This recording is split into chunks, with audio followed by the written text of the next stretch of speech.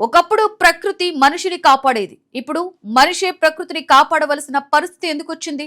ప్రపంచమంతా వరుస హీట్ వేవులు, కార్చిచ్చులు, కరువులు, అసాధారణ వర్షాలతో వణికిపోతోంది. ఇది కేవలం ప్రకృతి సహజ చక్రమేనా, లేదంటే మనిషి చేసిన తప్పుల ఫలితమా? అభివృద్ధి పేరుతో మనం చేస్తున్న పనులే భూమి భవిష్యత్తును మార్చేస్తున్నాయా? హీట్ వేవులు ఇంత తీవ్రంగా మారడానికి ప్రధాన కారణమేమిటి? హీట్ వేవులను తగ్గించాలంటే మనుషులేం చేయాలి?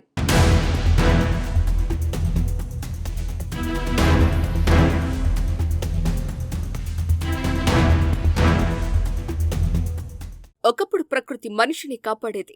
ఇప్పుడు మనిషి ప్రకృతిని కాపాడాల్సిన పరిస్థితి వచ్చింది. వేల సంవత్సరాలుగా భూమి ఎన్నో మార్పులను చూస్తుంది. మంచు యుగాలు వచ్చాయి, వేడి కాలాలు వచ్చాయి, అగ్ని పర్వతాలు పేలాయి, సముద్రాలు విస్తరించాయి, ఖండాలు మారాయి. అయినా ప్రకృతి తన సమతుల్యతను తానే సరిచేసుకుంది. కాని గత 200 సంవత్సరాలు జరిగిన మార్పులు మాత్రం భూమి చరిత్రలో ఎన్నడూ లేనివిగా శాస్త్రవేత్తలు చెబుతున్నారు. ఈసారి ప్రకృతిని మార్చింది అగ్నిపర్వతాలు కాదు, భూకంపాలు కాదు, గ్రహ శకలాలు కాదు, స్వయంగా మనిషే.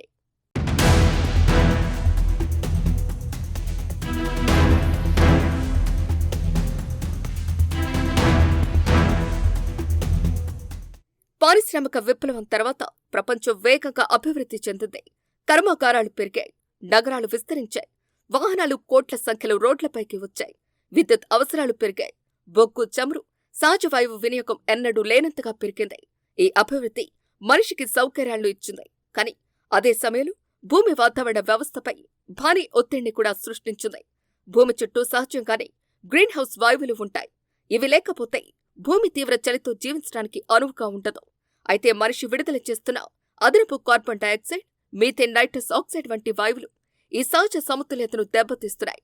ఇవి భూమి నుంచి బయటకు వెళ్లాల్సిన వేడిని అంతరిక్షంలోకి వెళ్లనివ్వకుండా అడ్డుకుంటాయి. ఫలితంగా భూమి క్రమంగా మరింత వేడెక్కుతోంది. దీనినే గ్లోబల్ వార్మింగ్ అంటారు. అయితే ప్రతి హీట్ వేవ్ కు మనిషే 100% కారణమని చెప్పటం కూడా సరైంది కాదు. హీట్ వేవ్లు సహజంగానే వస్తాయి. కొన్ని సంవత్సరాలు ఎల్నినో వంటి సహజ వాతావరణ చక్రాల ప్రభావంతో కూడా తీవ్రమైన వేడి ఏర్పడుతుంది. కానీ నేటి పరిస్థితిలో శాస్త్రవేత్తలు చెప్పేదేమిటంటే, మనిషి కారణంగా భూమి ఇప్పటికే వేడెక్కిపోయింది. అందువల్ల సహజంగా వచ్చే హీట్ వేవ్లు కూడా ఇప్పుడు మరింత తీవ్రంగా ఎక్కువ కాలం కొనసాగుతున్నాయి.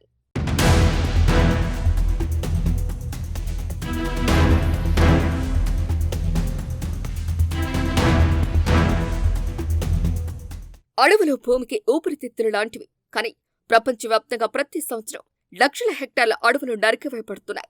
కొత్త నగరాలు, రహదారులు, పరిశ్రమలు, గనుల కోసం చెట్లను తొలగిస్తున్నారు. ఒక పెద్ద చెట్టు సంవత్సరానికి 100 కిలోల కార్బన్ డయాక్సైడ్ను గ్రహించే సామర్థ్యం కలిగి ఉంటుంది. అలాంటి చెట్లు లేకపోతే వాతావరణంలో కార్బన్ పెరుగుతోంది. అదే సమయంలో భూమిని చల్లగా ఉంచే సహజ వ్యవస్థ కూడా బలహీనపడుతోంది. నగరాల నిర్మాణ విధానం కూడా వేడిని పెంచుతోంది. ఒకప్పుడు గ్రామాల్లో మట్టి ఇల్లు, చెట్లు, చెరువులు ఉండేవి. ఇప్పుడు వాటి స్థానంలో కాంక్రీట్ భవనాలు, బ్లాక్ టాప్ రోడ్లు, భారీ షాపింగ్ మాల్స్ వచ్చాయి. కాంక్రీట్ తారు పగలంతా వేడిని పీల్చుకుని రాత్రి విడుదల చేస్తాయి. అందుకే నగరాల్లో రాత్రిపూట కూడా ఉష్ణోగ్రతలు ఎక్కువగానే ఉంటాయి. దీనిని అర్బన్ హీట్ ఐలాండ్ ప్రభావం అంటారు. వాహనాల సంఖ్య పెరగటం కూడా మరో ప్రధాన కారణం. ప్రపంచంలో 100 కోట్ల వాహనాలు ప్రతిరోజు ఇంధనాన్ని కాల్చి కార్బన్ డయాక్సైడ్ను విడుదల చేస్తున్నాయి. విమానాలు, నౌకలు, భారీ ట్రక్కులు కూడా దీనికి తోడవుతున్నాయి.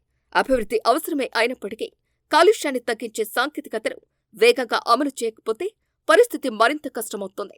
వ్యవసాయ రంగం కూడా వాతావరణ మార్పులో భాగస్వామి అవుతోంది. వరి పొలాలు, పశు సంవర్ధక రంగం నుంచి మీథేన్ వాయువు విడుదలవుతోంది. రసాయన ఎరువుల అధిక వినియోగం వల్ల నైట్రస్ ఆక్సైడ్ పెరుగుతోంది. ఈ వాయువులు కూడా భూమి వేడెక్కటానికి దోహదం చేస్తాయి. ప్లాస్టిక్ కాలుష్యం కూడా పరోక్షంగా సమస్యలు పెంచుతోంది. ప్లాస్టిక్ తయారీకి భారీగా శిలాజ ఇంధనాలను ఉపయోగిస్తారు. ప్లాస్టిక్ వ్యర్థాలను కాల్చడం వల్ల కూడా గ్రీన్ హౌస్ వాయువులు విడుదలవుతాయి. సముద్రాల్లో చేరిన ప్లాస్టిక్ సముద్ర జీవ వ్యవస్థను దెబ్బతీస్తుంది.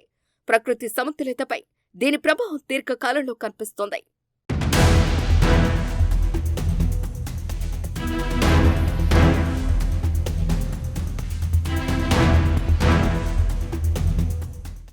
మరి హీట్ వేవ్స్ రాకుండా పూర్తిగా ఆపివేయగలమా అంటే దీనికి సమాధానం లేదు. ఎందుకంటే హీట్ వేవ్లు ప్రకృతిలో భాగమే. కానీ వాటి తీవ్రతను తగ్గించవచ్చు. అదే ఇప్పుడు ప్రపంచం ముందు ఉన్న అతిపెద్ద లక్ష్యం. అందుకోసం మొదట కార్బన్ ఉద్గారాలను తగ్గించాలి. బొగ్గు ఆధారిత విద్యుత్ కేంద్రాల స్థానంలో సౌరశక్తి, పవనశక్తి, జల విద్యుత్ వంటి స్వచ్ఛ ఇంధనాల వినియోగాన్ని పెంచాలి. విద్యుత్ వాహనాలు ప్రోత్సహించాలి. ప్రజా రవాణాను మరింత బలోపేతం చేయాలి. అడవుల సంరక్షణ అత్యంత కీలకం. కొత్తగా మొక్కలు నాటడం మాత్రమే కాదు, ఇప్పటికే ఉన్న అడవులను నరికివేయకుండా కాపాడటం ఇంకా ముఖ్యమైనది. ఒక పెద్ద అడవిని కాపాడటం 1,00,000 మొక్కలు నాటినంత ప్రయోజనం ఇస్తుందని పర్యావరణ నిపుణులు చెబుతున్నారు. నగరాల్లో కూడా కొత్త విధానాలు నిర్మించాలి. ప్రతి కాలనీలో పార్కులు ఉండాలి. రోడ్ల పక్కన చెట్లను పెంచాలి. భవనాలపై తెలుపు లేదా ప్రతిఫలించే పూతలు వేయటం ద్వారా వేడిని తగ్గించవచ్చు. రూఫ్ గార్డెన్లు, వర్షపు నీటి సంరక్షణ, సరస్సుల పునరుద్ధరణ వంటి చర్యలు నగరాలను చల్లగా ఉంచడంలో సహాయపడతాయి. నీటి సంరక్షణ కూడా హీట్ వేవ్ల ప్రభావాన్ని తగ్గించడంలో కీలకం. చెరువులు, సరస్సులు, నదులు, భూగర్భ జలాలు సమృద్ధిగా ఉంటాయి. స్థానిక వాతావరణం కొంత సమతుల్యంగా ఉంటుంది. నీటిని వృధా చేయకుండా వినియోగించడం ప్రతి పౌరుడి బాధ్యత. వ్యక్తిగతంగా కూడా ప్రతి ఒక్కరూ చేయగల పనులు ఉన్నాయి. అవసరం లేని విద్యుత్ వినియోగాన్ని తగ్గించడం, ఎక్కువగా ప్రజా రవాణా ఉపయోగించడం, ప్లాస్టిక్ వినియోగాన్ని తగ్గించడం, ఒక్కో కుటుంబం కనీసం కొన్ని మొక్కలు పెంచడం, నీటిని ఆదా చేయడం, స్థానిక పర్యావరణ కార్యక్రమాల్లో పాల్గొనడం వంటి చిన్న చర్యలు కలిసొస్తే పెద్ద మార్పును తీసుకురాగలం. ప్రభుత్వాల బాధ్యత కూడా చాలా పెద్దది. శాస్త్రీయ అధ్యయనాల ఆధారంగా హీట్ యాక్షన్ ప్లాన్లు రూపొందించాలి. ప్రతి నగరంలో కూలింగ్ సెంటర్లు ఏర్పాటు చేయాలి. వృద్ధులు, చిన్నపిల్లలు, బహిరంగ ప్రదేశాల్లో పనిచేసే కార్మికులను రక్షించి ప్రత్యేక చర్యలు తీసుకోవాలి. భవిష్యత్ నగరాల ప్రణాళికలో వాతావరణ మార్పులను ప్రధాన అంశంగా పరిగణించాలి.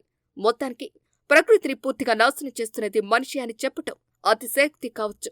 కానీ ప్రస్తుతం జరుగుతున్న వేగవంతమైన వాతావరణ మార్పులకు మనిషి కార్యకలాపాలే ప్రధాన కారణమని ప్రపంచ శాస్త్రీయ పరిశోధనలు స్పష్టంగా సూచిస్తున్నాయి. ప్రకృతి మన శత్రువు కాదు. మనం ప్రకృతితో సమతుల్యంగా జీవించడం మర్చిపోయాం. అదే ఇప్పుడు మన ముందున్న అతిపెద్ద సవాల్. హీట్ వేవ్లను పూర్తిగా ఆపలేకపోవచ్చు, కానీ వాటిని మరింత ప్రాణాంతకంగా మారకుండా నిరోధించవచ్చు.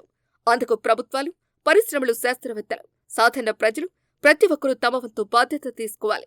ఎందుకంటే మనం కాపాడేది మన తర్వాతి తరాల భవిష్యత్తే. ఈ రోజు తీసుకునే నిర్ణయాలే రేపటి భూమి ఎలా ఉండబోతుందో నిర్ణయిస్తాయి.